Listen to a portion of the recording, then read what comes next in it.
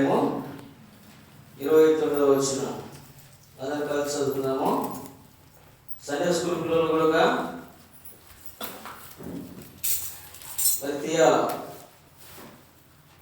Page number 172, ద్వితీయోపదేశకాండము 30వ అధ్యాయము 29వ వచనం అందరం కలిసి చదువుకుందాం.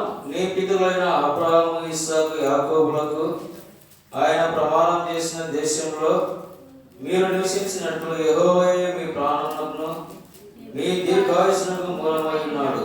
కాబట్టి నీవును నీ సంతానం బ్రతికించు. నీ ప్రాణమునకు మూలమైన నీ దేవుడైన యెహోవాను ప్రేమించి ఆయన వాక్యం విని ఆయన హత్తుకున్నట్లు జీవమును కోరుకొనుడి. కీర్తన గ్రంథము 78వ అధ్యాయం. కీర్తన గ్రంథం 78వ అధ్యాయం. కీర్తన 78.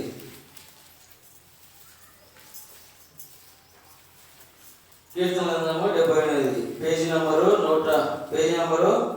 493.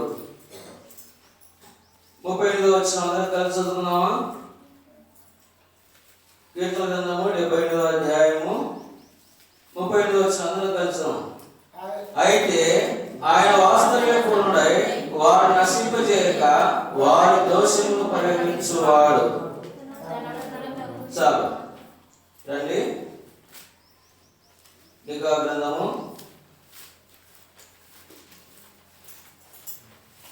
మీకా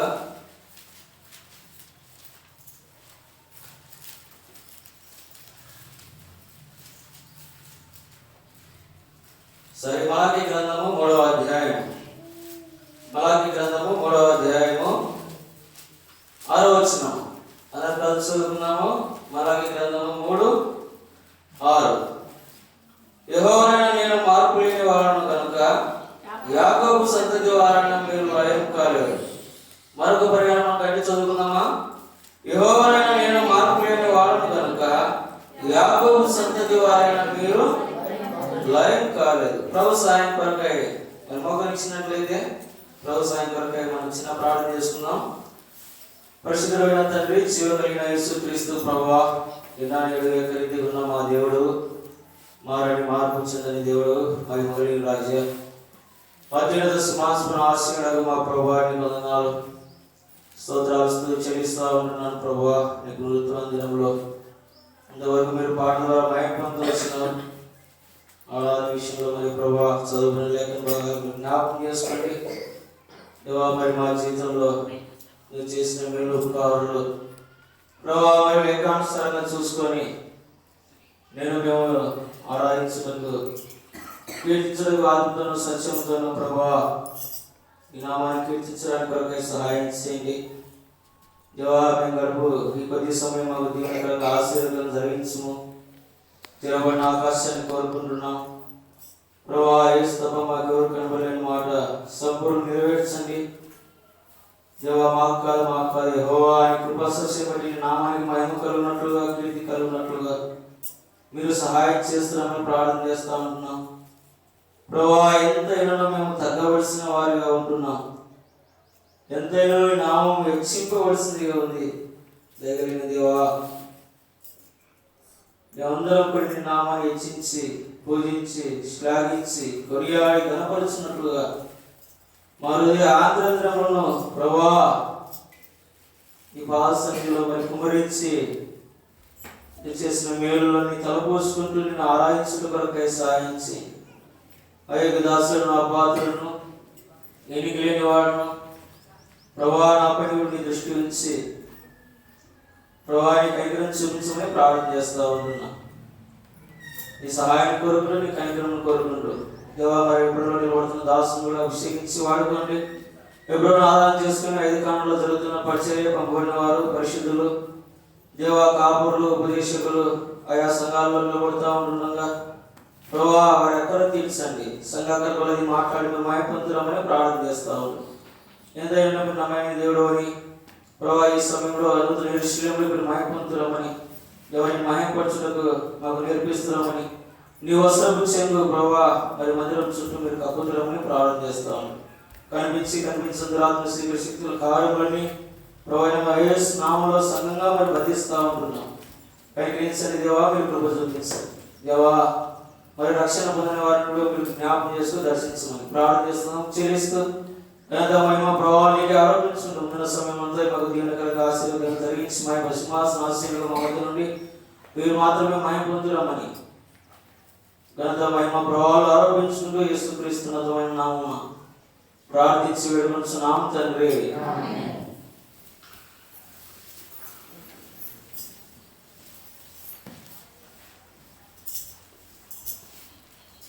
ఈరోజు ఉదయకాలంలో ఎవరెవరు బాగా తిన్నారో వాళ్ళంతా గట్టిగా చదవలే.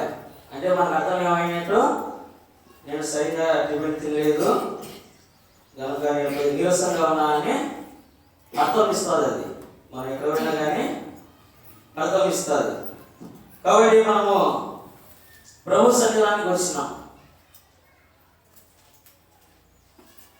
నూతనమైన సంవత్సరంలో ఇది ఏ వారము? మొదటి వారమా రెండవ వారమా? మొదటి వారం. మరి మొదటి వారంలో ప్రభు మనల్ని ఏం చేస్తూ వచ్చినాడు? సజీవ లెక్కలో ఉంచుతూ వచ్చినాడు. తర్వాత ఆయన సన్నిధానానికి మనల్ని తోడుకొని వచ్చినాడు. తర్వాత మన ప్రాణాన్ని కాపాడుతూ వచ్చినాడు. తర్వాత దీర్ఘ ఆయుష్ను అనుగ్రహిస్తూ వచ్చినాడు. ఎవరైనా ఒక 20,000 మన అత్యవసరంలో ఉన్నప్పుడు 20,000 డబ్బులు ఇస్తే మన మగాలు ఎట్లా ఉంటాయి? పిల్లలు ఏడుస్తుంటే మీ అందరికి కొత్త బట్టలు కొనిస్తే సంవత్సరానికి మనసు ఎట్లా ఉంటుంది? ఆ బట్టలు చూసుకుంటా వాళ్ళ మకాలు ఎట్లా ఉంటాయంటే చేయొస్తున్నట్టు. కాబట్టి ఉదయకాల సమయంలో మనకుడుగా ప్రభువైన యేసుక్రీస్తు వారిని ఆయన నమ్ముకొని ఆయన మేలులు మరి అనుభవించి ఈ దినాన మనం ప్రభు మందిరంలోనికి, ప్రభు ఆలయంలోనికి మనం వచ్చి ఉంటున్నాం. మరి ఏ రీతిగా మనము మగాలు ఎట్లుండాలంటే చాలా తేలిగ్గా ఉండాలా, ఎంత భారం ఉండిపోయినా. రండి మలాకి గ్రంథము 3వ అధ్యాయము 6వ వచనం ఎవరైనా చదవండి. యెహోవానైన నేను మార్పు లేని వాడను గనుక యాకోబు సంతతి వారైన మీరు లయం కాలేదు. కాబట్టి ఇక్కడ దేవుడు యెహోవానైన నేను మార్పు లేని వాడను, నిన్న నేను ఏకరీతిగా ఉన్నాను. అయితే ఓ యాకోబు సంతతి వారైన మీలో ఏమున్నాయంట? చేతులు కనిపిస్తూ ఉన్నాయి, మార్పులు కనిపిస్తూ ఉన్నాయి. ఆ యాకోబు సంతతి వారిలో, ఆ ఇశ్రాయేలు ప్రజలలో ఏమైతా ఉందంటే దినదినానికి చేతి వస్తూ ఉంది. అంటే ఈరోజు ఉన్న విశ్వాసము రేపటికి ముందుకు పోలేకపోతుంది. మనాడు ఉన్న విశ్వాసము ఇంకా ముందుకు పోలేకపోతా ఉంది. అతనికి యెహోవానైన నేను మార్పు లేనివాడను, ఓ ఇశ్రాయేలు యాకోబు సంతతి వారైన మీరు ఏం కాలేదు? లయం కాలేదు. తర్వాత 78వ కీర్తనలో మనం చదువుకుంటూ వచ్చినాము. ఆయన వాత్సల్య పూర్ణ ఏం చేస్తూ వచ్చినాడు వారిని? ఏమక్క చదవనిక ఎవరికి ఆ మాట అర్థం కాలేదు? చదవండి. కీర్తన గ్రంథము 77వ అధ్యాయము. అయితే ఆయన వాత్సల్య సంపూర్ణుడై వారిని నశింపజేయక వారి దోషము పరిహరించువాడు. అయితే ఆయన వాత్సల్య పూర్ణుడై ఎట్లున్నా అంట మనలా వాత్సల్య పూర్ణుడు అంటే సంపూర్ణత వేరు, పరిపూర్ణత వేరు. వాత్సల్య పూర్ణుడై రండి. ద్వితీయోపదేశ కాలంలో ఇంకా మన క్లుప్తంగా అక్కడ మనకు ఆరాధించడానికి ఇంకా క్లుప్తంగా ఉంది. రండి ద్వితీయోపదేశ కాలం 30వ అధ్యాయము 29వ వచనం. నీ పితరులైన అబ్రహాము, ఇస్సాకు, యెహోవాయే అని కాను చదువుక కింద నుంచి యెహోవాయే నీ ప్రాణమునకు నీ దీర్ఘాయుష్కును మూలమునై ఉన్నాడు. కాబట్టి నీవును నీ సంతానమును బ్రతుకుచు నీ ప్రాణమునకు మూలమైన నీ దేవుడైన యెహోవాను ప్రేమించి ఆయన వాక్యమును విని ఆయనను హత్తుకొనున్నట్లు జీవమును కోరుకోండి. కాబట్టి ఉదయకాల సమయంలో ఆరాధించడానికి వచ్చిన మనం కూడా యెహోవా నీ ప్రాణమునకును నీ దీర్ఘాయుష్ను మూలమైన నీ దేవుడైన యెహోవాను ఏం చేయాలి? మనము ప్రేమించాలా. ఎవరు అత్తలు ఎవరు ఉన్నారమ్మా యేసుప్రభుకు? విలువైన అత్తలు కూడా తీసుకొని ఎవరు ఆరాధించినారు?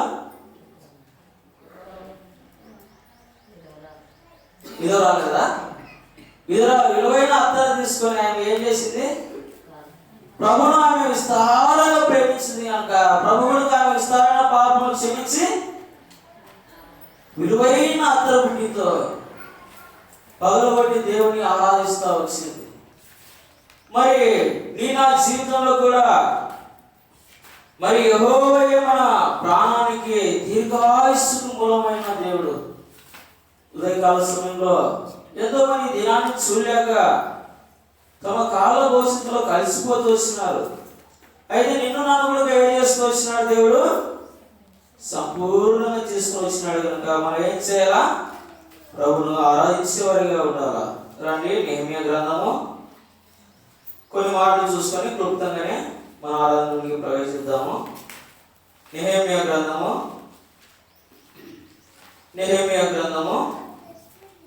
9వ అధ్యాయము.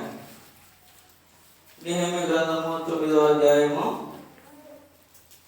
31వ వచనం. అయితే నీవు మహోపకారమయ్యండి వారిని బొత్తిగా నాశనం చేయకయు విడిచిపెట్టకయు ఉంటివి. నిజముగా నీవు కృపా కనికరంగా ఎట్లున్నాడు? అయినా కృపా కనికరంగా అయిన దేవుడై ఉన్నాడు. వాత్సల్య పూర్ణుడై ఉన్నాడు. తర్వాత వారిని నశింపజేయక బొత్తిగా వారిని నశింపజేయక విడిచిపెట్టక ఉండి నిజముగా అయిన కృపా కనికరంగా అయిన దేవుడు. ఇశ్రాయేలు ప్రజలు మరి అండి అదే 9వ అధ్యాయము 17వ వచనం నుండి కొన్ని మాటలు చదవండి.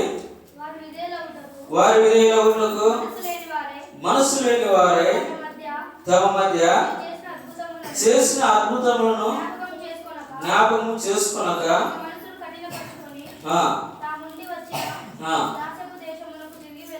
తిరిగి వెళ్ళుటకు అధికారాన్ని కోరుకుని అయితే నీవు క్షమించుటకు సిద్ధ మనసు గల దేవుడవు, దయా వాత్సల్యత గలవాడవు, దీర్ఘశాంతమును బహు కృపయు గలవాడనయ్యుండి వారిని విసర్జింపలేదు. ఎట్లున్నాడు ఈ దేవుడు? దీర్ఘశాంతుడయ్యండి, బహు కృప గలవాడయ్యండి. ఏం చేయనంత వలన విసర్జించలేదు. కాబట్టి ఈయన పేరు ఏం పేరు? ఫస్ట్ మనం చూసుకుంటూ వచ్చిన వాత్సల్యత పూర్ణుడు. రెండోది మహోపకారి. మూడవది కృపా కనికర కలిగిన దేవుడు. నాలుగవది దయావాత్సల్యత గలవాడు, దీర్ఘశాంతం కలిగిన వాడు, బహు కృపయు కలిగిన వాడు ఉన్నాడు. ఎన్ని చూసుకుంటూ వచ్చినా మనం ఇప్పుడు అంశాలు చెప్పండి. ఫస్ట్ మొదటిది. కాబట్టి ఇక్కడ ఇశ్రాయేలు ఎట్లా చేసినారంటే దేవునికి ఎంతో కోపం పుట్టించినారు. అయితే దేవుడు వారిని ఏం చేయాలంటే విసర్జించలేదు. దయాదాస్యం చూపించినాడు, కృప కనికరమును చూపించినాడు. అయితే నువ్వు మహోపకారి అన్నాడు. ప్రభు వారిని ప్రేమించి వారు అరణ్యంలో తిరుగుతూ ఉంటే అరణ్యంలో ఎన్నో విషయాలలో మరి దేవుడు వారికి తోడై ఉంటూ కాపాడుతూ పగులు చూడండి. చదవండి 19వ అధ్యాయంలో 19వ చదవమ్మా.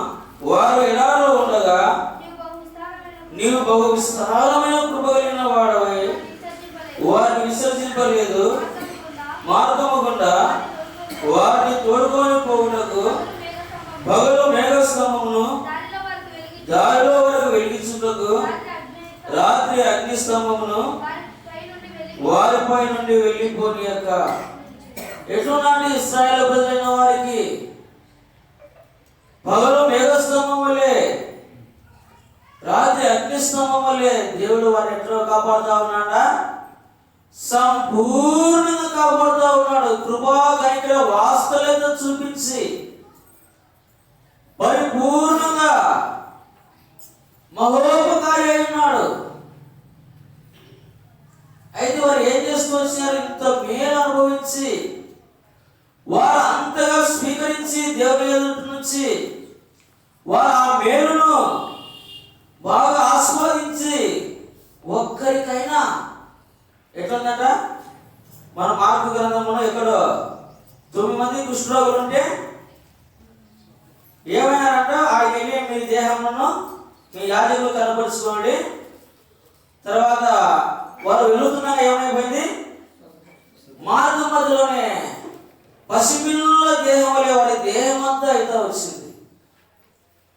ఎంత కృప కలిగిన వాడు, ఎంత దయాపూర్ణుడైన దేవుడు, క్షమించడానికి ఎంత సిద్ధ మనసు కలిగిన దేవుడు, ఎంత దయ, ఎంత కనికరము, ఎంత వాస్తవ్యత, ఎంత కృప. వాళ్ళు తిరిగి ఎవరు వచ్చి ఆరాధించినారు? 9 గురుల్లో మేలు పొందిన వారు ఒక్కడు వచ్చినాడు. ఆ ఒకడైన వాడు ఎవరు? అన్యుడైన వాడు. మిగతా వాళ్ళంతా ఎవరు? నామకార్థ క్రైస్తవులకి వాళ్ళందరూ లెక్క చేయొచ్చు, ఎందుకంటే వాళ్ళందరికీ వాక్యం తెలుసు. నామకార్థ క్రైస్తవుల కిందకి వాళ్ళను లెక్క చేయొచ్చు. ఈ అన్యుడు నిజంగా నా దేవుడికి వచ్చింది, నేను ఎట్లుండవలసిన వాడు, నా జీవితము ఆ కృష్ణుతోనే నా బ్రతుకు దినమనేట ఊరు వెలుపల నేను క్షీణించిపోవలసిన నా జీవితము, నా బ్రతుకును చూసి ఎవరు ప్రేమించి ఆపేక్షించలేని నా జీవితము, ఎవరు నన్ను దరిదాపు దగ్గరికి తీసుకొని నా జీవితము, పాడైపోయిన జీవితము, కప్పుబడిన జీవితము, ఏ మాత్రము తన శరీరాన్ని చూసి ప్రేమించలేని జీవితము. అయితే ఆ మహోపకారి, ఆ దయాదాక్షిణ్య పూర్ణుడు, ఆ సంపూర్ణమైన దేవుడు, ఆ కనికర కలిగిన దేవుడు యెహోవాయే నా ప్రాణాన్ని విమోచించినాడని ఏం చేస్తూ వచ్చినాడు? ఆయన గుర్తెరుగుతూ వచ్చినాడు, కనుక్కున్నాడు. అయ్యో, నాకు మేలు చేసిన వ్యక్తి దగ్గరికి నేను వెళ్ళాలా, ఆయన ఆరాధించాలా? ఇంత గొప్ప దేవుడు నా జీవితంలో నేను దేనికైతే పాత్రను కాను, నేను దేనితో అయితే నేను మరణించవలసిన, నా జీవితం సమాధి చేయబడవలసినదో, నేను దేనికైతే అర్హుని కాను.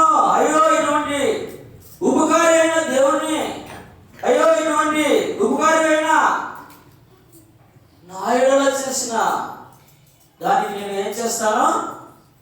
ఆయన యుద్ధకు వచ్చి సాగిలో పడి మృగుతూ వచ్చినాడు. కాబట్టి నా జీవితంలో కూడా ఇశ్రాయేలు ప్రజలు ఎట్లున్నారంట? చెప్పులు అరిగిపోలేదంట, గుడ్డలు కూడా చినిగిపోలేదంట. మహోపకారండి. వాళ్ళ రాత్రులు పగులు ఎట్లా కాపాడుతూ వచ్చినాడు దేవుడు? అద్భుతంగా కాపాడుతూ వచ్చినాడు. కునుకడు మన దేవుడు ఏనాడు ప్రేమించడు, కునుకడు మన దేవుడు ఏనాడు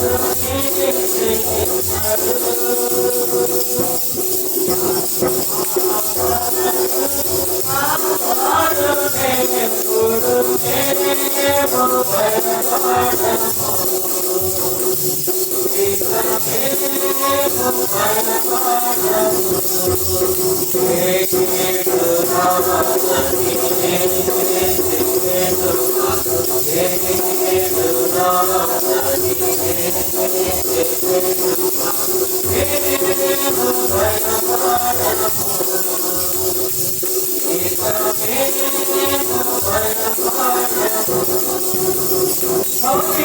దేవుని వారు కలిగి ఉండి కనుక గురుగుల నిద్రపోయిన దేవుడు కనుబాబు వలె కాచి కాపాడిన దేవుని వారు ఏం చేస్తూ వచ్చినారు? మరిచిపోయినారు, కృతజ్ఞత లేని వారైనారు. వాస్తవికులు మా ప్రాణాలను కాపాడినాడు, ఐగుప్తు దేశం నుండి విడిపించి ఈ అరణ్యంలో 40 సంవత్సరాలు మమ్మల్ని కనుబాబు వలె కాచి కాపాడినాడని కృతజ్ఞత జీవితం వరకు లేదు. రండి, కీర్తన గ్రంథము 78వ అధ్యాయము. కీర్తన గ్రంథము 78వ అధ్యాయం. కీర్తన గ్రంథము 78వ అధ్యాయం.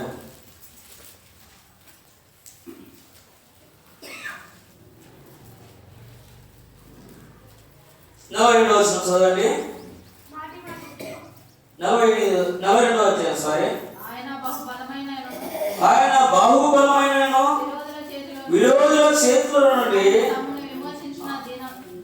ఆయన తమ్ముడు విమోచించిన దినమైనను వారు స్మరణకు తెచ్చుకునలేదు. ఎట్లున్నాడు ఆయన? ఇంత గొప్ప ఐగుప్తు నుండి మమ్మల్ని విడిపించినాడు. వారు ఏం చేశారంటే వారు విరోధులైన చేతిలోని విడిపించినప్పటికీ కూడా మా విమోచకుడు మా రక్షకుడు అని వారు నోట ఆస్తించవలసిన దేవుడు ఏం చేసుకోవచ్చిన ఆ దినాన్ని వారు జ్ఞాపకం చేసుకోలేదు, స్మరణకు చేసుకోలేదు. ఎంత కృతజ్ఞత లేని జీవితము. కాబట్టి ఉదయకాల సమయంలో మన జీవితాలలో కూడా చక్కగా పాట పాడుతూ వచ్చినాం. ఏమని? కొనుకడు మన దేవుడు ఎన్నడైనా నిద్రించాడు. మరి మన జీవితంలో ప్రభుని ఏ రీతిగా ఆరాధించవలసిన వారిగా ఉంటున్నాం. రండి, హోషేయ గ్రంథము ఇంకా అక్కడ కొన్ని చూసుకొని మన ఆరాధనలోనికి ప్రవేశిద్దాం. హోషేయ గ్రంథము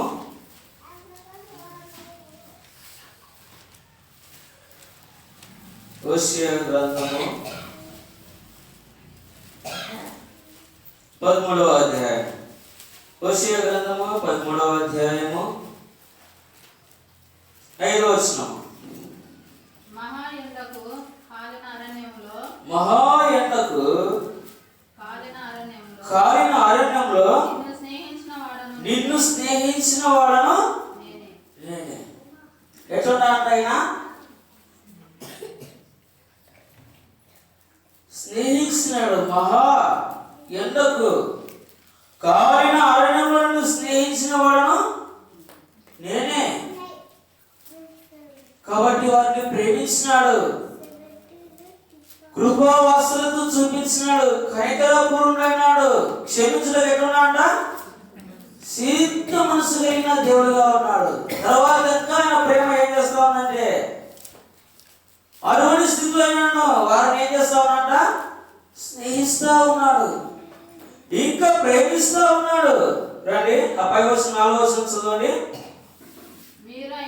మీరు ఐగుప్తు దేశంలో నుండి వచ్చినది మొదలుకొని యెహోవా నేను మీ దేవుడను, నన్ను తప్ప ఏ దేవుని ఎరగవు, నేను తప్ప రక్షకుడు లేడు. కాబట్టి వారి నిజంగా ఇశ్రాయేలు ప్రజలకు ఉన్నారా ఎవరన్నా నాయకుడు కానీ ఇంకొకరు కానీ? ఏ రక్షకుడు లేదంట వాళ్ళకు. అయినను వారి కాఠిన్య హృదయం చూడండి ఎట్లుందో. ఎవరు లేరే మనకు ఇంత సంరక్షిస్తూ ఉన్నాడు, పోషిస్తూ ఉన్నాడు, దేవదూతలు తినే మన్నా మనకు కురిపిస్తూ ఉన్నాడు. ఎంత మాత్రం వారిలో కృతజ్ఞత జీవితం కనబడలేదు. ఏ రక్షకుడు లేడు. అన్నదిగా మనం క్రిస్మస్ అంతా ఎక్కడ చూస్తూ వచ్చినా దావీదు పట్టణమందు నేడు రక్షకుడు మీ కొరకు పుట్టి ఉన్నాడు, ఈయన ప్రభు అయిన క్రీస్తు. మళ్ళా తర్వాత రండి, లూకా రాసిన సువార్త 2వ అధ్యాయము ఒక మాట చూసుకున్నాం కూడా. లూకా రాసిన సువార్త 2వ అధ్యాయము, లూకా రాసిన సువార్త 2వ అధ్యాయము 10వ వచనం. అయితే ఆ దూత భయపడకుడే, ఇదిగో ప్రజలందరికీ కలగబోవు మహా సంతోషకరమైన శుభవర్తమానమును నేను మీకు తెలియజేయుచున్నాను. దావీదు పట్టణమందు నేడు రక్షకుడు మీ కొరకు పుట్టి ఉన్నాడు. ఈయన ప్రభువైన క్రీస్తు. ఎవరట ఈయన? దావీదు పట్టణమందు నేడు రక్షకుడు. ఇశ్రాయేలు ప్రజలకు ఎట్లున్నాడంట? రక్షకుడుగా ఉండి వచ్చినాడు. అయితే వారు దాన్ని ఏం చేస్తూ వచ్చినాడు? గ్రహింపలేకపోతూ వచ్చినారు. కాబట్టి మన కొడుకుడుగా క్రీస్తు రక్షకుడుగా ఈ లోకాన ఉదయిస్తూ వచ్చినాడు. మంచి శుభవర్తమానం తీసుకొచ్చినాడు. ఎటువంటిది? అర్ధరాత్రి ఫోన్ వస్తే ఎవరికైనా భయం వస్తుందా రాదా? నేను ఉదూరి ఇక్కడ ఫోన్ చేస్తే నీ ఫోన్ వస్తే మాకు భయం అవుతుంది. ఎందుకు? నువ్వు ఫస్ట్ విషయం చెప్పు అంటుంది. ఎందుకంటే నువ్వు ఎప్పుడు చేయవు కదా సామాన్యంగా. అదేదో చెప్తే మాకు కొంచెం ఫ్రీగా తర్వాత మాట్లాడుకుందామని. చూడండి, ఒక ఫోన్ కాల్ ఆమెకు బిడ్డకి ఏమన్నా అయిందేమో అని భయం అనమాట. అంటే గతంలో రకాలుగా ఉంది కదా పరిస్థితి. మళ్ళీ ఏమైందో అనేది భయానికి ఆందోళన. అయితే ప్రభువైన యేసుక్రీస్తు వారు ఆ దూత చెప్తా ఉంది.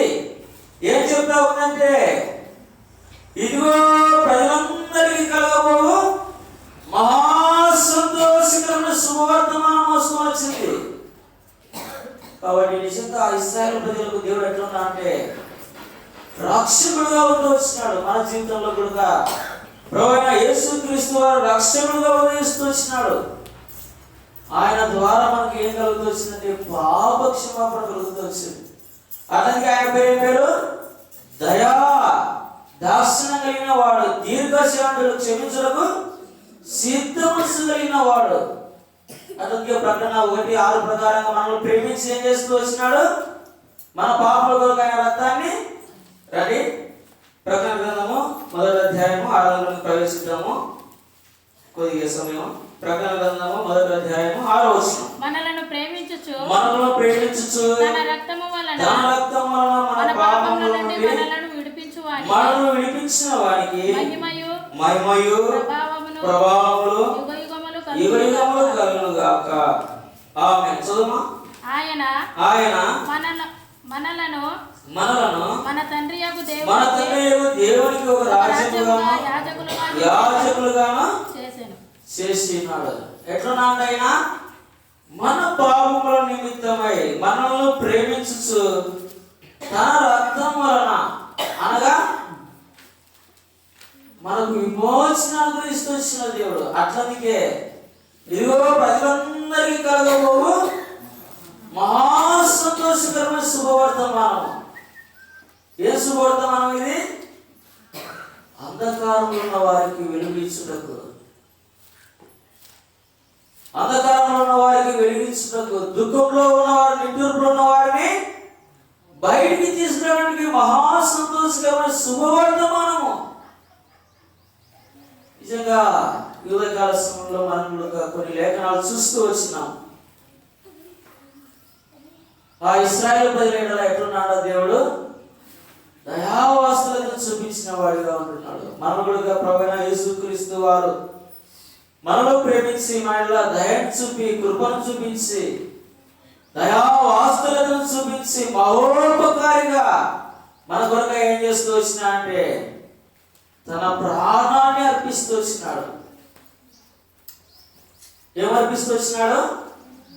తన ప్రాణాన్ని అర్పిస్తూ వచ్చినాడు. రండి, హోషేయ గ్రంథము 13వ అధ్యాయము. హోషేయ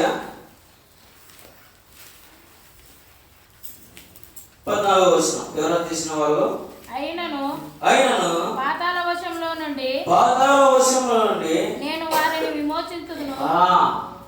ఎట్లా అంట? అయినను పాతాళ వశంలో నేను వారిని విమోచించి ఉన్నాను. కాబట్టి ఆ మహా సంతోషకరమైన శుభవర్తమానాన్ని ప్రభువైన యేసుక్రీస్తు వారి లోకానికి తీసుకొచ్చినాడు. ఎట్లంట? పాతాళంలో నుండి నిన్ను నన్ను విమోచించడానికి కొరకాయి ప్రభువైన యేసుక్రీస్తు వారు ఆ శిలువలో ఏమైపోతూ వచ్చినాడు? బలి అయితూ వచ్చినాడు, యజ్ఞమైతూ వచ్చినాడు, యాగమైతూ వచ్చినాడు. సమస్తము తన ప్రాణాన్ని ఏం చేస్తూ వచ్చినాడు? శిలువకు అర్పించుకుంటూ వచ్చినాడు. ఉమ్మి వేసేవారు, ఎన్నికలు గడం పెరిగేవారు, పిడుగుద్దులు గుద్దేవారు, తర్వాత కొడాలతో కొట్టేవారు. యెరూషలేము గుండా సృష్టికర్త అయిన దేవుడు ప్రజలకు మహా సంతోషకరమైన శుభవర్తమానం తీసుకొచ్చిన దేవుడు మానవాళి రక్షణ కొరకై ఎంతో క్రయం చెల్లిస్తూ ఉంటున్నాడు. మానవాళి పాదాల గర్భంలో నుండి విడిపించడానికి కొరకై, చీకటి నుండి, అగాధం నుండి, మృత్యు నుండి విడిపించడం కొరకై ప్రభువైన యేసుక్రీస్తు వారి ఘోరమైన శిలువను మోయడానికి ఇష్టపడుతూ వచ్చినాడు. అంత మాత్రమే కాదు,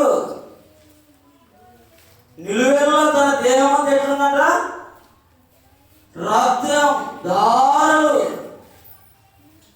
పొలము వలె. పొలం మనం దున్నుతా ఉంటే ఎట్లా వస్తాయి, గడ్డలు గడ్డలు లేచి వస్తుంది.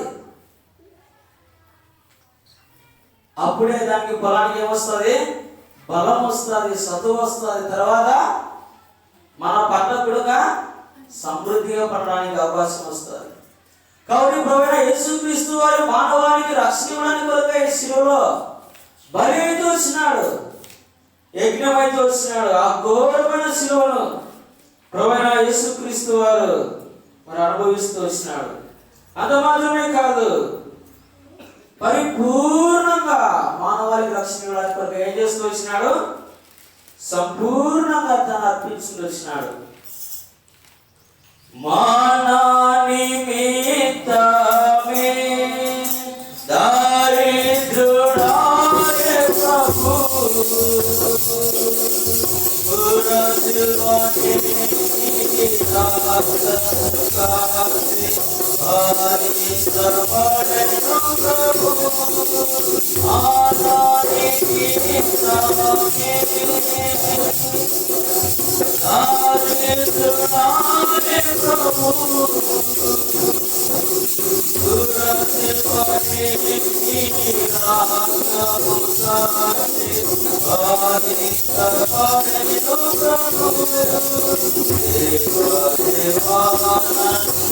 నిరాకరకాసి ఆరిస్తపడెను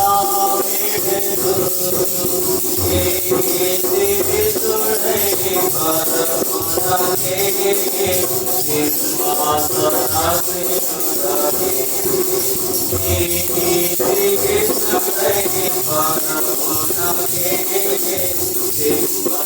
దేవా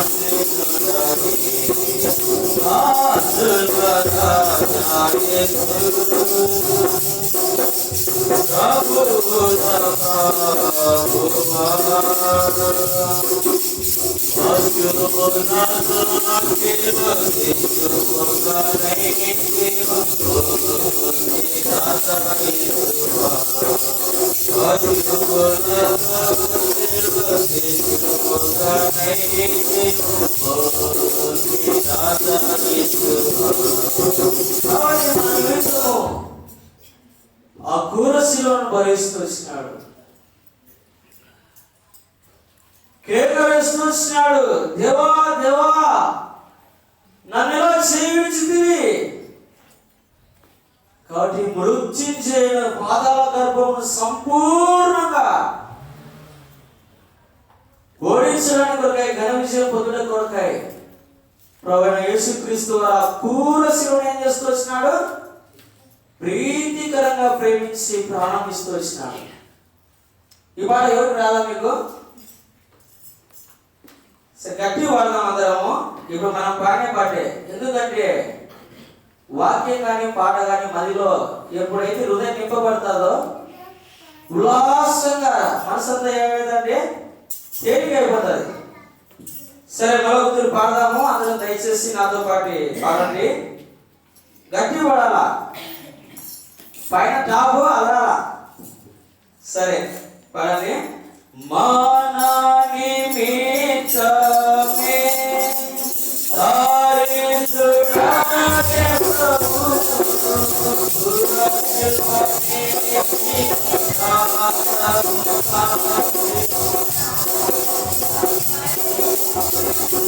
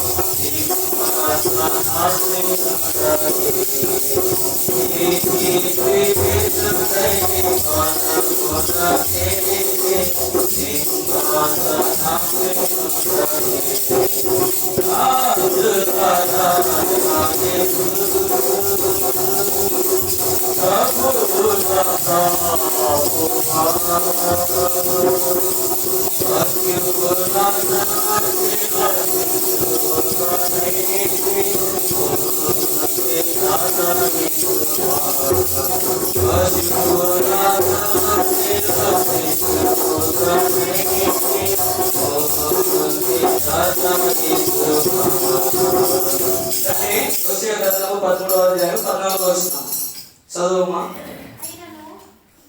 ఓ మరణమా, ఓ మరణమా, ఓ మరణమా, నీ విజయం ఎక్కడ? నీ విజయం ఎక్కడ? ఓ మరణమా, ఓ మరణమా, నీ ముళ్ళు ఎక్కడ? నీ ముళ్ళు ఎక్కడ? పశ్చాత్తాపము నాకు చవక ఏం చేసుకొచ్చింది? ఓ మరణమా, నీ విజయం ఎక్కడ?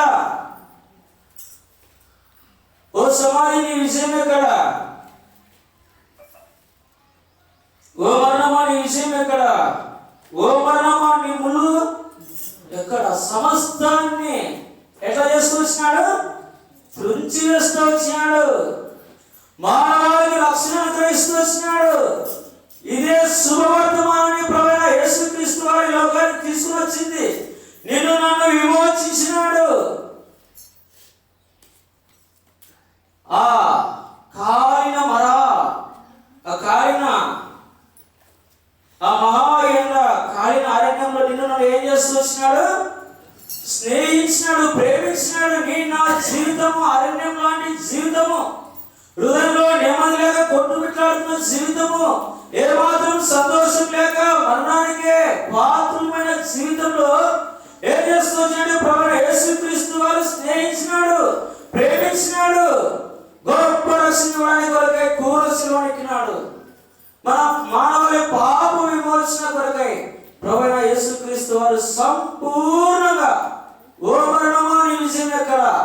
ఓ మరణమా, నీ ముళ్ళు ఎక్కడ? నీ సంపూర్ణంగా విడిచివేస్తూ వచ్చినాడు. ఇంత గొప్ప త్యాగం చేసిన మన దేవుడి ఉదయకాల సమయంలో మనము ఎనిమిదిగా ఆరాధించే బదులు ఉంటున్నాం. అతనికి ఇక్కడ రండి. హోషేయ 13:4 వచనం అందరం కలిసి చదువుకుందాము. హోషేయ 13:4. మీరు ఐగుప్తు దేశంలో ఉండండి. మీరు ఐగుప్తు దేశంలో నుండి కాకుండా మీరు పాప దేశంలో నుండి, ఎట్లా? మీరు పాప దేశంలో నుండి వచ్చినది మొదలుకొని చదవాలమ్మా. మీరు పాప దేశంలోనే పెడుతున్నా. ఐగుప్తు దేశం వద్దు, పాప దేశం.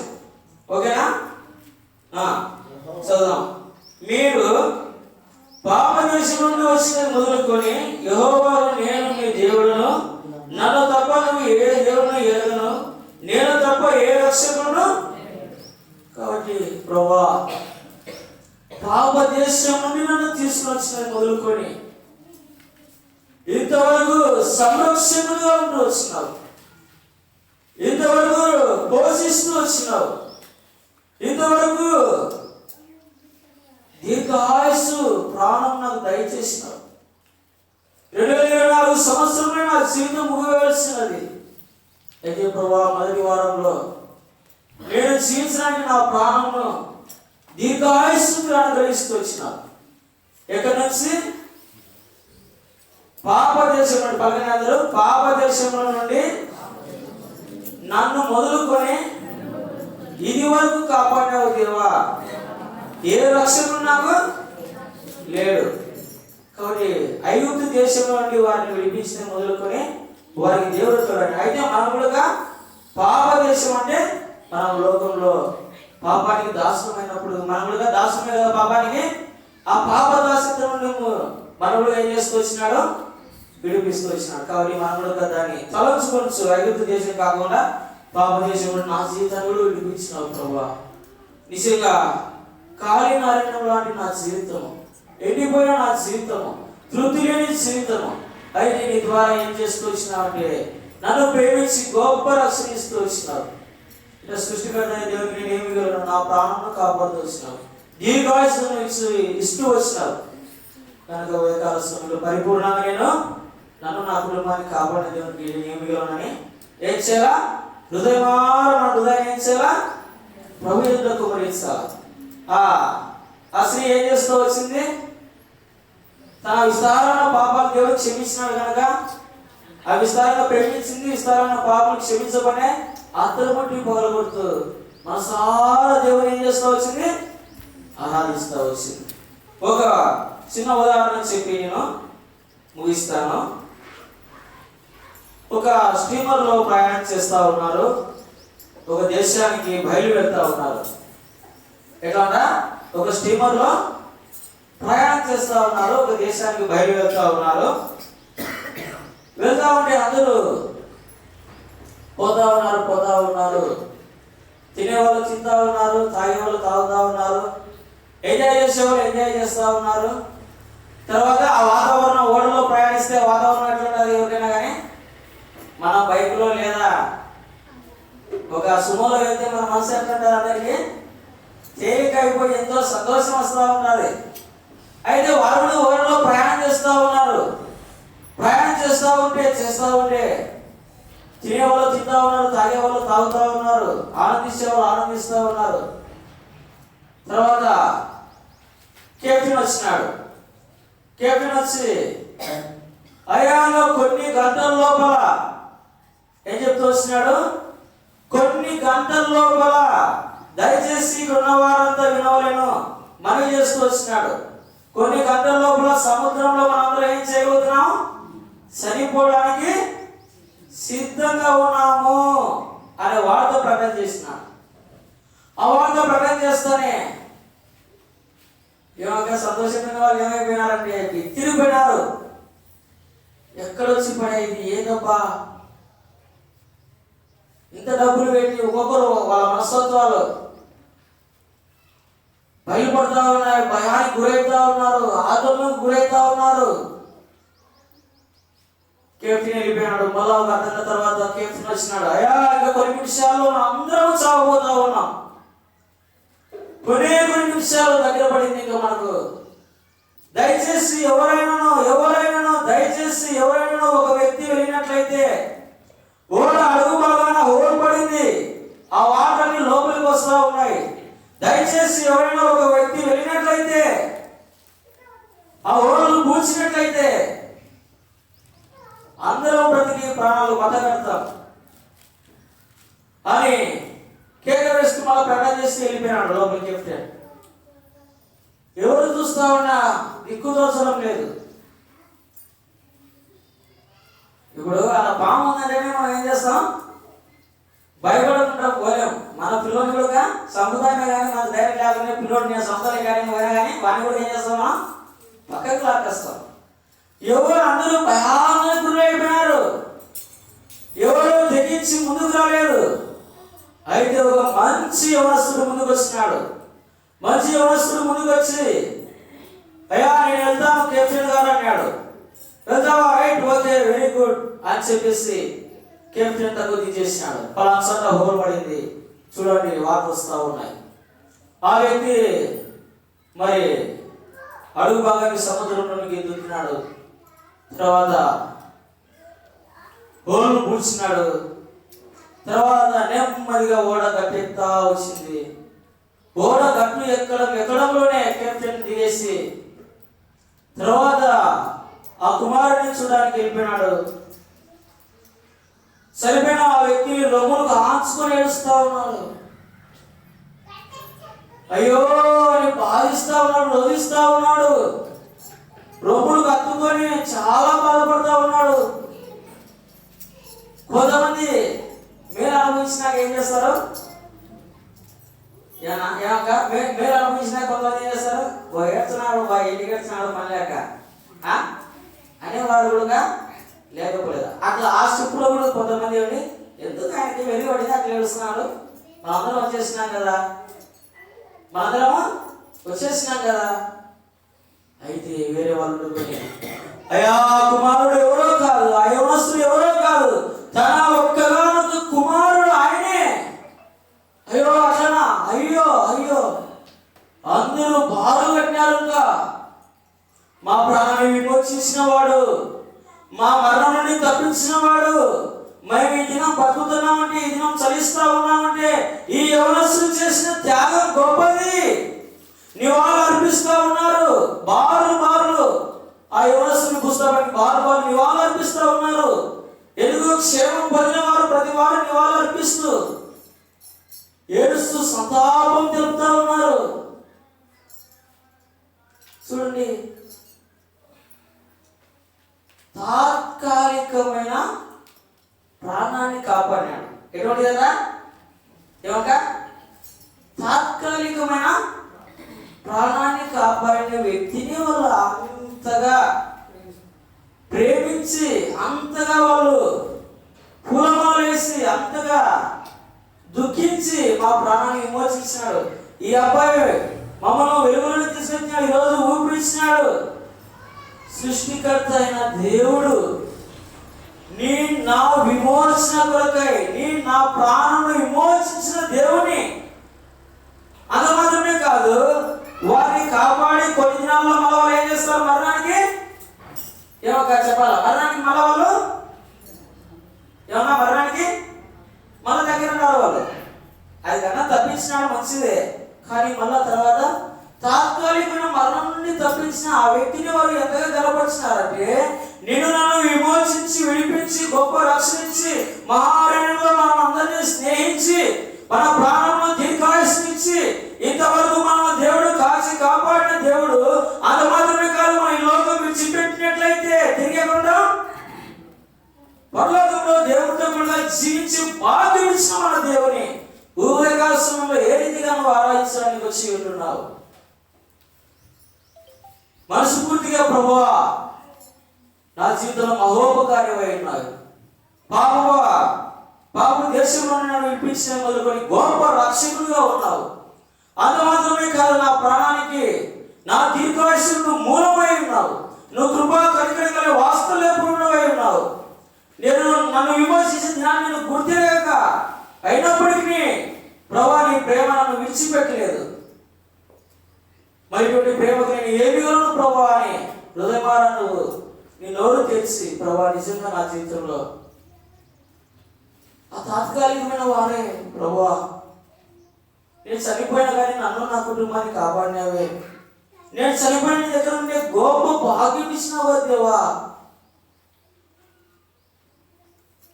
నేను ఏమి గలను తండ్రి అని నీ హృదయమారా దేవుని నువ్వు ఆరాధిస్తున్నట్లయితే ఒక్క మాట గొప్ప రక్షణ దేవుడు ఇచ్చిన దేవునికి ఉదయకాల సమయంలో మీరు ఆ రీతిగా ఆరాధించినట్లయితే దేవుడు ఎంతో సంతోషించేవాడిగా ఉన్నాడు. ఇటు మేలు అనుభవించి మనము దేవుని ఆరాధించుకుందామా? ఇటు మేలు అనుభవించి మనము దేవుని మహిమపరచగా ఉందామా? నా ప్రాణమును కాపాడి నూతన బలమొసగే, నా ప్రాణమును కాపాడి నూతన బలమొసగే, స్తుతికి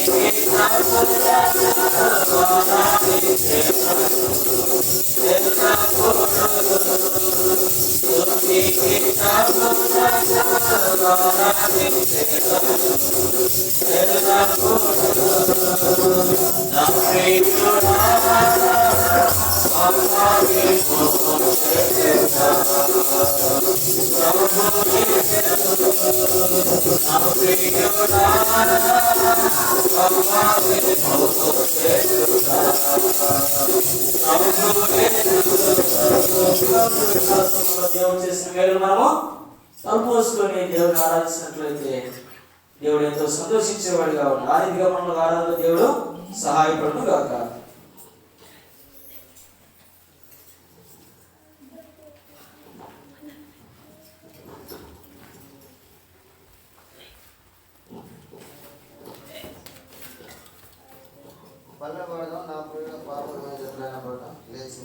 అదే పాట సండే స్కూల్ పిల్లలు సండే స్కూల్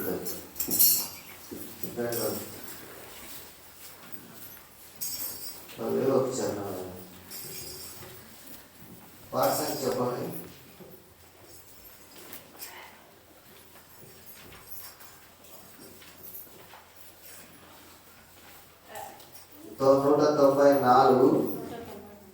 నూట 192 పాత పాట పుస్తకంలో పల్లవి మొదటి చరణం పాడుకున్నాం. మొదటి చరణం పాడేటప్పుడు సందేశకులు ప్రియుడా పావని మోచకుడా ప్రభు యేసు నా ప్రియుడా పావని మోచకుడా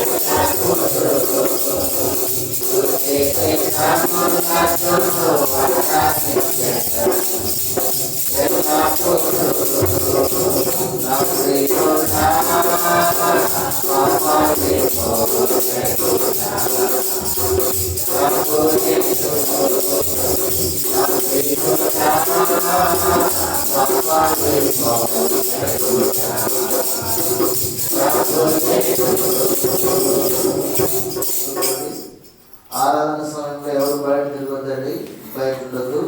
చిన్నపిల్లలు జాగ్రత్త, పైకి పోవాలా.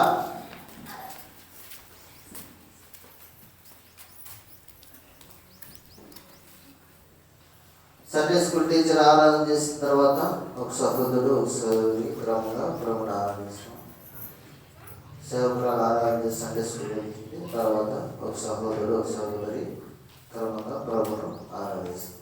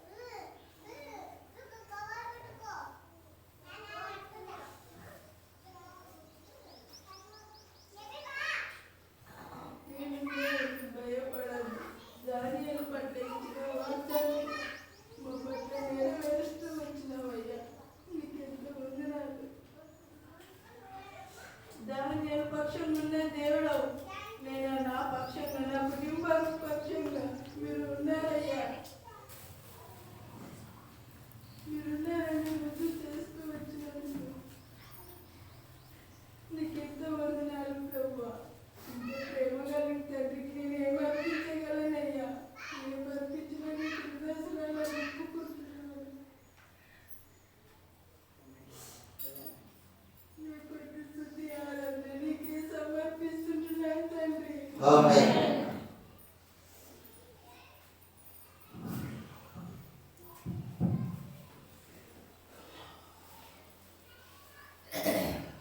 శాశ్వతమైన ప్రేమతో ప్రేమిస్తున్న ప్రియ పరలోకపు తండ్రి, మహోన్నతుడా, మహాగణుడా, పరిశుద్ధుడా, దేవాసి, నిఘనమైన శక్తి గల నామాన్ని బట్టి వెళ్ళలేని స్తోత్రములు వనరులు చెల్లించుకుంటున్న ప్రభువా తండ్రి, గత సంవత్సరం అంతా ప్రభువా మీరు కాపాడారు. ఈ 2025వ సంవత్సరంలో తండ్రి మరి మొదటి నెలలో మొదటి రోజున ప్రభువా నాకు ఇచ్చిన విధానం బట్టి వందనాలు స్తోత్రాలు చెల్లించుకుంటున్నాను తండ్రి. సమయాన్ని చూడలేక ప్రభువా ఎంతోమంది మరణించిన